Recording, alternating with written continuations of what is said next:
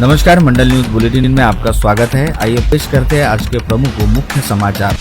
महापालिका चुनाव का बिगुल बजने वाला है। ऐसे में सुप्रीम कोर्ट में ठीक महीने भर पहले दिए गए आदेश को क्रियान्वित करते राज्य सरकार आज शाम तक सभी निकायों को प्रभाग और सर्कल तथा गणरचना के आदेश जारी करने की संभावना है। अमरावती मंडल को सूत्रों ने बताया कि 2017 की प्रभाग रचना कायम रहने की संभावना व्यक्त की जा रही है। उसी प्रकार नगर सेवक संख्या और प्रभागों की संख्या भी यथावत रहेगी। वोटर्स अवश्य बढ़े हुए रहने की संभावना बताई जा रही है। उल्लेखनीय है कि कोरोना महामारी के बाद अन्य पिछड़ा वर्ग अर्थात ओबीसी के आरक्षण मामलों को लेकर प्रदेश की सभी निकाय के चुनाव 3 वर्षों से प्रलंबित है। इच्छुक चुनाव का इंतजार करते करते थक चुके हैं। ऐसे में पिछले माह सर्वोच्च न्यायालय से स्वागत योग्य आदेश प्राप्त हुआ, जब कोर्ट में 1 माह के अंदर अधिसूचना जारी कर 4 माह के भीतर स्थानीय निकाय अर्थात महापालिका, जिला परिषद, पालिका पंचायत समिति के चुनाव करवाने के बिल्कुल साफ निर्देश इस मामले में दायर 57 याचिकाओं का निपटारा करते हुए दिया गया था।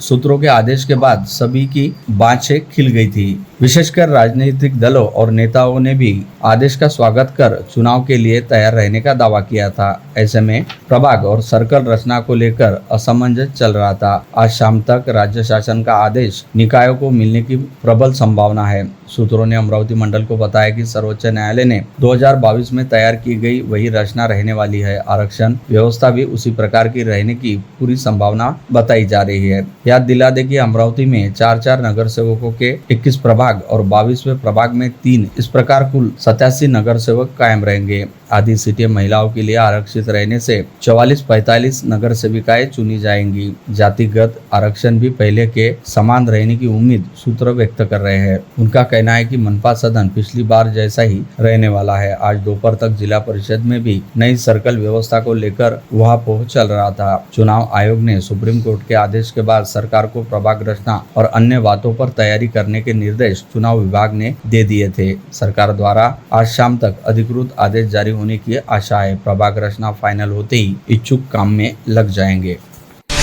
यह भी बता दें कि राजनीतिक दलों द्वारा कार्यकर्ता सम्मेलनों के माध्यम से चुनाव की तैयारी एक प्रकार से शुरू हो गई है। महीने और 1.5 महीने के कार्यक्रम राजनीतिक दल अपने कार्यकर्ताओं को सौंप रहे हैं। अमरावती में बीजेपी के साथ ही शिवसेना उबाटा, शिवसेना शिंदेगढ़ युवा स्वाभिमान का सम्मेलन बड़ा भारी रहा। कांग्रेस का किसान मुद्दे पर निकाला गया मोर्चा अच्छा रहने की बात स्वयं बीजेपी के नेता ने गत शनिवार के सम्मेलन में कही थी। सूत्रों ने अमरावती मंडल को बताया कि बारिश का जून माह आरंभ हो गया है। ऐसे में आजकल में प्रभाग रचना संबंधी शासनादेश प्राप्त होता है तो भी प्रक्रिया को पूर्ण करने 2.5-3 माह लगेंगे। अगस्त तक प्रभाग रचना तैयार होगी। इस बार मोहल्ले और कॉलोनी वही रहने पर भी जनसंख्या बढ़ने से प्रत्येक प्रभाग में 25 से 35 हजार वोटर्स रहने की संभावना है। प्रदेश के विभिन्न सड़क दुर्घटनाओं में 11 लोगों की मृत्यु हो गई, 4 अन्य गंभीर रूप से जख्मी हो गए। अकोला के बालापुर, बीड, सोलापुर, भंडारा, जालना में कार टेम्पो दोपहिया का हादसा हुआ। देर रात हुई दुर्घटनाओं में चालक को झपकी लगना अथवा तेज रफ्तार से वाहन चलाना आदि वजह बताई जा रही है। अकोला के बालापुर वाडेगांव मार्ग पर देर रात 12 बजे अंधियारों में चालक को अंदाजा नहीं आया और कार पुल की रेलिंग तोड़कर नदी पात्र में जा गिरी, जिससे कन्हैया सिंह ठाकुर, विशाल सोलंकर और सुनील शर्मा की मृत्यु हो गई। कन्हैया सिंह के पुत्र आशीष गंभीर रूप से घायल हो गए। तीनों मृतक बालापुर के रहने वाले थे, जिससे बालापुर नगरी में शोक व्याप्त हो गया। आज मार्केट बंद रखा गया। हादसे के तुरंत बाद मांडवा और कुपटा के स्थानीय युवा घटनास्थल पहुंचे। जान की परवाह किए बगैर कार्य बचाव आरंभ किया। गाड़ी में फंसे लोगों को बाहर निकाला। पुलिस के दल ने घटनास्थल पहुंचकर पंचनामा कर शव को कब्जे में लिया। घायलों को अस्पताल पहुंचाया गया है। दुर्घटना के वास्तविक कारणों का पता लगाने पुलिस विस्तृत जांच कर रही है।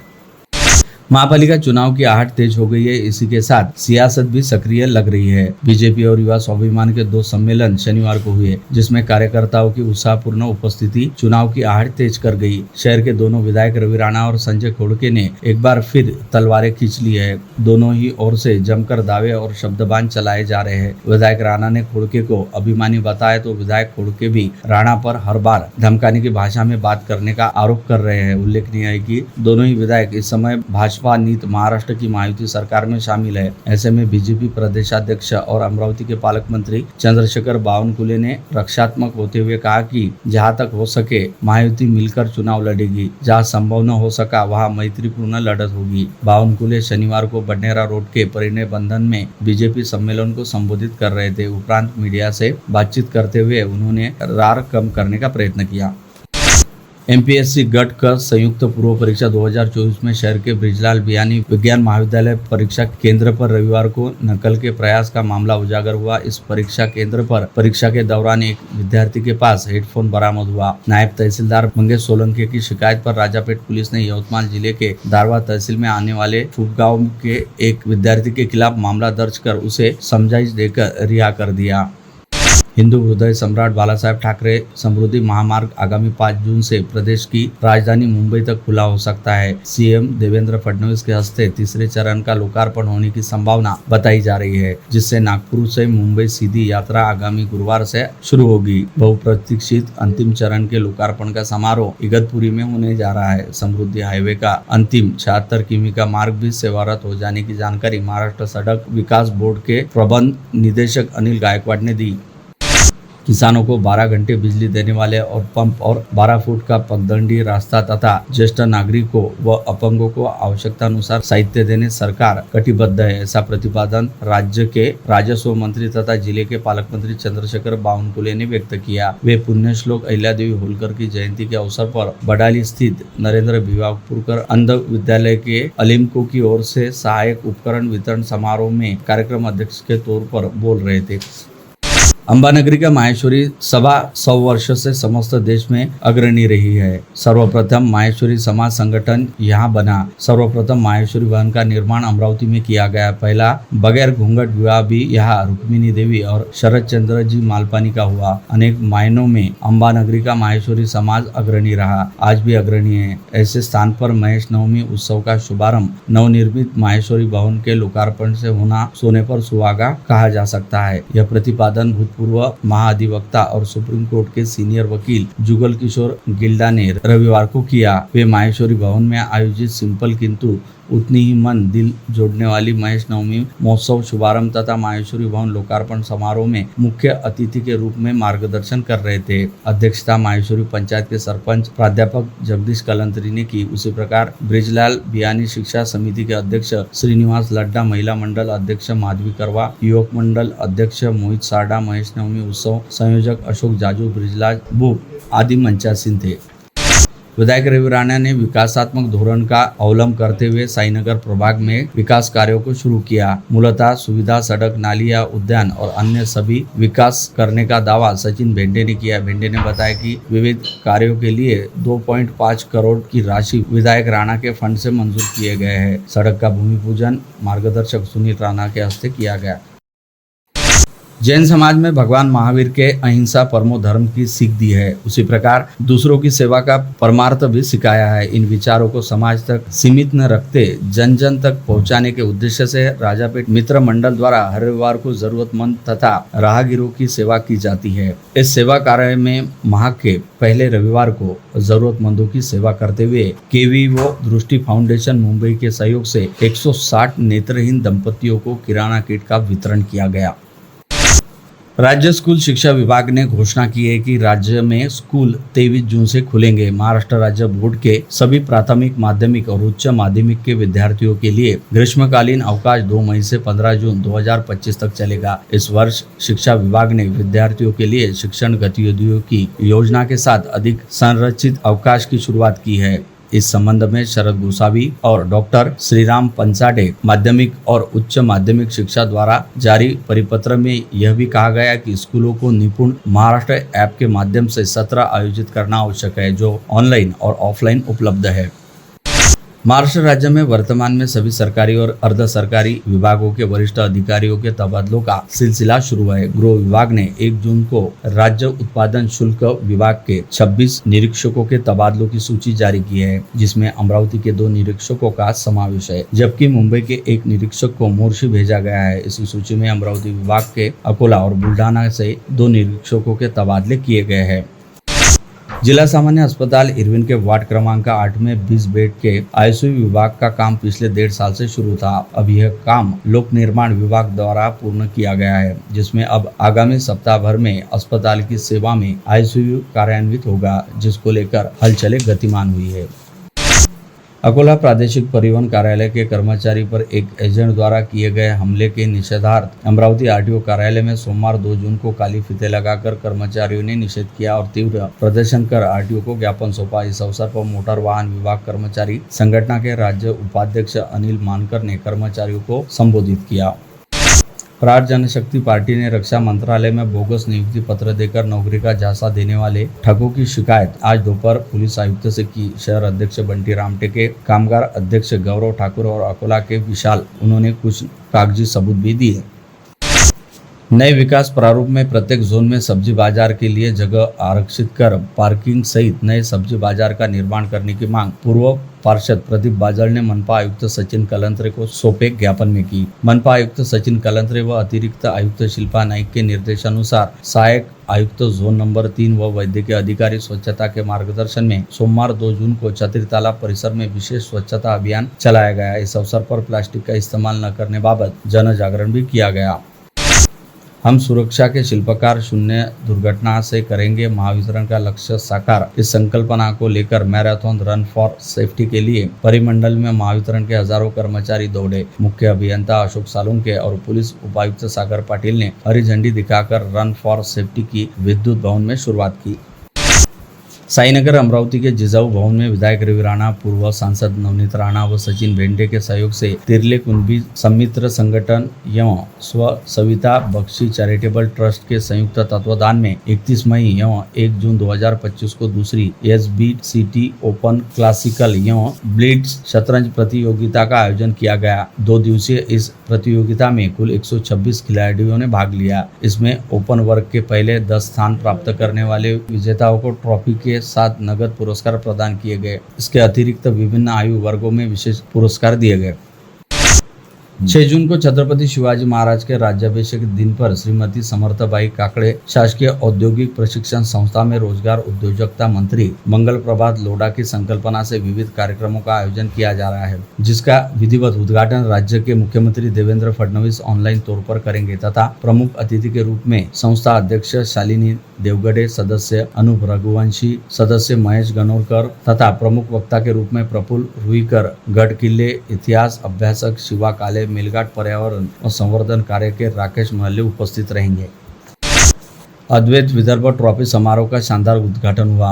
स्थानीय अद्वैत संस्था के माध्यम से अद्वैत विदर्भ ट्रॉफी 2025 विदर्भ स्तरीय मराठी ओपन एकांकिका स्पर्धा का आयोजन सिपना इंजीनियरिंग कॉलेज परिसर में किया गया, जिसमें विदर्भ की 19 नाट्य संस्थाओं ने सहभाग लिया। समारोह का उद्घाटन फिल्म और नाट्य प्रसिद्ध निर्देशक विशाल खीरे ने किया व अध्यक्षता लोबस घडेकर ने की तथा प्रमुख अतिथि के तौर पर अरुण घडेकर, देवा शेडमा, स्पर्धा के परीक्षक अविनाश कोल्हे, परीक्षक विश्वास पांगारकर, संजीवनी पुरोहित, रमेश तराल आदि उपस्थित थे। लगदाता परिवार की मिलन बानपुरे व प्रशांत बानपुरे के सुपुत्र के जन्मदिन पर उनके निवास स्थान पर कल श्री श्याम भजन संध्या का आयोजन किया गया था। इस अवसर पर लगदातार परिवार द्वारा श्याम बाबा का अलौकिक श्रृंगार किया गया और श्याम बाबा के भजनों की प्रस्तुति दी गई, जिसमें सभी श्याम भक्त भक्ति रस में डूबे। शेगाव नाका चौक स्थित अभियंता भवन में अहिल्यादेवी होलकर की 300वीं जयंती के अवसर पर भारतीय जनता पार्टी अमरावती जिला ग्रामीण की ओर से जिलाध्यक्ष रविराज देशमुख के मार्गदर्शन में जिला स्तरीय वेशभूषा का आयोजन किया गया, जिसमें हेमंत नृत्य कला मंदिर पोटे आर्किटेक्चर की छात्राओं सहित जिले भर की छात्राओं ने भी सहभाग लिया। इस अवसर पर भाजपा जिलाध्यक्ष रविराज देशमुख के हस्ते अचलपुर के विधायक प्रवीण तायडे की अध्यक्षता में छात्राओं को प्रमाण पत्र दिए गए। संत गजानन महाराज संस्थान मंदिर शेगांव का परिसर आज सवेरे रथ, पालकी, अश्व और गजरा सहित सजा था। टाल मृदंगी की ताल पर गजानन महाराज और पंढरीनाथ का जयकारा लगाते हुए करीब 700 वारकरी अपार उत्साह से श्री क्षेत्र पंढरपुर के लिए रवाना हो गए। पालकी यात्रा नागजरी से गोमाजी महाराज संस्थान की ओर से रवाना हुई। 78 वर्षों से लंबित सिंधी समाज की बड़ी समस्या जड़ से उखाड़ देने के लिए समाज की ओर से मुख्यमंत्री देवेंद्र फडणवीस और राजस्व मंत्री तथा अमरावती के पालक मंत्री चंद्रशेखर बावनकुले का आभार व्यक्त किया गया। गत शनिवार को बडनेरा रोड के परिणय बंद सभागार में हुए बीजेपी के सम्मेलन में बावनकुले का सत्कार किया गया। नए पुलिस आयुक्त अरविंद चावरिया ने महानगर में शुरू एंटी गुटखा मुहिम जारी रखने की घोषणा करते हुए नशाखोरों के विरुद्ध कड़ी कार्रवाई के निर्देश मातहतों को दिए। उन्होंने अब गुटखा विरोधी अभियान बिल्कुल नहीं रुकने की बात आज दोपहर मीडिया कर्मियों से चर्चा करते हुए कही। बता दें कि गत सप्ताह एक के बाद एक बड़ी कार्रवाई गुटखे के खिलाफ हो रही है। लाखों रुपए का माल जब्त कर रामपुरी कैंप और वलगांव रोड के गोदाम से जुड़े एक शख्स को हिरासत में ले लिया गया था। सूत्रधार की पुलिस सरगर्मी से तलाश कर रही है। वरुण तहसील के अमडापुर में मामूली विवाद पर से पिता पुत्र पर जानलेवा हमला किया गया। इस मामले में गंभीर रूप से घायल 65 वर्षीय व्यक्ति की नागपुर में उपचार के दौरान शनिवार 31 मई की रात मृत्यु हो गई, जबकि जख्मी बेटे पर उपचार जारी है। वरुण पुलिस ने इस घटना में एक नाबालिग और 3 अन्य सहित कुल 4 लोगों को गिरफ्तार कर लिया। मृतक का नाम पंजाब रामराव मांडोकार है, जबकि जख्मी का नाम धनराज मांडोकार है। गिरफ्तार आरोपियों के नाम कैलाश सावंत, महेंद्र सावंत, सिद्धार्थ सावंत और एक नाबालिग है। आयुक्तालय में कोर्ट के कामकाज देखने वाले पीएसआई राजेंद्र ढाके की आज दोपहर अचानक बीच रास्ते में मृत्यु हो जाने से आयुक्तालय सन्न रह गया। उनकी मृत्यु की वजह तत्काल पता नहीं चल पाई है। पीएम कर उनके ससम्मान अंतिम संस्कार की तैयारी की जानकारी मिल रही थी। दलाल सहित कार खरीदने वालों को बुलाकर लुटेरों ने उनसे मारपीट की पश्चात कार खरीदने वाले ग्राहक के पास से 10 लाख रुपए झपट कर दलाल को अपने कार में अगवा कर भाग गए। यह सनसनीखेज घटना अचलपुर शहर के त्रिवेणी संगम के पास सोमवार 2 जून को दोपहर 3 बजे के दौरान घटित हुई। इस घटना से पुलिस महकमे में हड़कंप मच गया। अपहरणकर्ताओं की तलाश के लिए ग्रामीण पुलिस ने संपूर्ण जिले में नाकाबंदी की गई। समाचार लिखे जाने तक अपहरणकर्ताओं का कोई सुराग नहीं मिल पाया। जानकारी के मुताबिक चांदोद रेलवे तहसील में आने वाले सुपलवाड़ा ग्राम निवासी सुधाकर नामदेव राउत नामक व्यक्ति को कार खरीदना था। इस बाबत उसने अपने परिचित अचलपुर के राउत नामक दलाल को जानकारी दी थी और कोई अच्छी कार बताने कहा था। इसके मुताबिक आज दोपहर में दलाल राउत ने सुपलवाड़ा के रहने वाले सुधाकर राउत को एर्टिगा कार देखने के लिए अचलपुर बुलाया। इसके मुताबिक सुधाकर राउत अपने एक दोस्त के साथ अचलपुर पहुंच गए और उन्होंने दलाल से संपर्क किया। तब दलाल ने उन्हें त्रिवेणी संगम के पास रुकने कहा। कुछ समय बाद दलाल राउत भी वहां आ पहुंचा। तीनों लोग वहां खड़े थे। तब कुछ ही समय में एक लाल रंग की कार पहुंची। इस कार में 4 से 5 लोग सवार थे। कार से उतरते ही इन लोगों ने दलाल के साथ मारपीट करते हुए उसे जबरदस्ती कार में बिठाया और सुपलवाड़ा निवासी सुधाकर राउत के पास के 10 लाख रुपए लूटकर भाग गए। भागते समय उन्होंने दलाल को साथ में ले लिया। सुधाकर राउत को कुछ समय तक कुछ भी समझ नहीं आया। उन्होंने तत्काल इस घटना की जानकारी परतवाड़ा पुलिस को दी। जानकारी मिलते ही अचलपुर और परतवाड़ा पुलिस का दल घटनास्थल आ पहुंचा। जानकारी लेने के बाद उन्होंने लुटेरों को पकड़ने के लिए चारों तरफ नाकाबंदी की, लेकिन इन लुटेरों का पता नहीं चल पाया। संबंधित दलाल का नंबर भी स्विच ऑफ आ रहा है। जुड़वा नगरी से सटकरी मध्य प्रदेश की सीमा है। लुटेरे मध्य प्रदेश की तरफ भागने रहने की संभावना व्यक्त की जा रही है। इस घटना में अचलपुर के दलाल की भूमिका क्या है? क्या उसका सचमुच अपहरण किया गया या फिर उसी की साठगांठ से यह लूटपाट हुई है? यह अभी तक पता नहीं चल पाया, लेकिन लुटेरे दलाल को अगवा कर कार में बिठाकर भागने से हड़कंप मच गया है। संपूर्ण जिले में नाकाबंदी कर लुटेरों की तलाश की जा रही है। गुजरात के अहमदाबाद से अमरावती मार्ग से होते हुए नागपुर जाने वाली निजी बस में भारी मात्रा में प्रतिबंधित एसटीबीटी बीज रहने की जानकारी कृषि विभाग के दल को मिलने पर उन्होंने वेलकम पॉइंट पर जाल बिछाकर बस की जांच करते हुए 25 लाख रुपए मूल्य के 2500 एसटीबीटी के पैकेट जब्त कर मामला दर्ज किया। यह कार्यवाही रविवार 1 जून को सुबह 10 बजे दौरान की गई। पुलिस हिरासत में रहे राजेश केसरवानी द्वारा दी गई जानकारी के आधार पर गाड़ीनगर पुलिस ने रविवार दोपहर में राधा सिटी परिसर के प्रत्येक गोदाम पर छापा मारकर 12,50,000 रुपए का गुटखा बरामद किया। कटिंग दाढ़ी उधारी के पैसे न देने के विवाद पर से 2 लोगों के बीच जमकर झगड़ा हो गया और मारपीट शुरू हो गई। दुकानदार ने कैंची से ग्राहक की गर्दन पर वार कर उसे गंभीर रूप से घायल कर दिया। शनिवार 31 मई की शाम 5 बजे के दौरान शहर के चिकलदरा स्टैंड के पास घटित इस घटना से खलबली मच गई। मामला दर्ज कर पुलिस ने आरोपी को गिरफ्तार कर लिया। हमले में जख्मी का नाम धोतरखेड़ा निवासी नितिन सुधाकर उर्कुडे है, जबकि आरोपी का नाम अमोल सुरेश शेलेकर है। पातुर मालेगांव रोड पर स्थित पातुर घाट पर रविवार को सुबह एक भीषण दुर्घटना घटित हुई। एक तेज रफ्तार ट्रक अनियंत्रित होने से पलटी हो गया। इस भीषण हादसे में चालक की घटनास्थल पर ही मृत्यु हो गई, जबकि एक व्यक्ति गंभीर रूप से घायल हो गया। जख्मी को अकोला के जिला अस्पताल में भर्ती किया गया। मृतक चालक का नाम भार्गव है, जबकि जख्मी का नाम साबिर है। मुर्जापुर तहसील में 174 भूमिहीन और गरीब लोगों को सरकारी योजना के नाम पर 73 लाख रुपए ठगने वाले मास्टरमाइंड को पुलिस ने खामगांव से दबोच लिया है। उसका नाम प्रकाश हंसराज कटारिया है। कटारिया के अन्य साथी फिलहाल फरार बताए जाते हैं।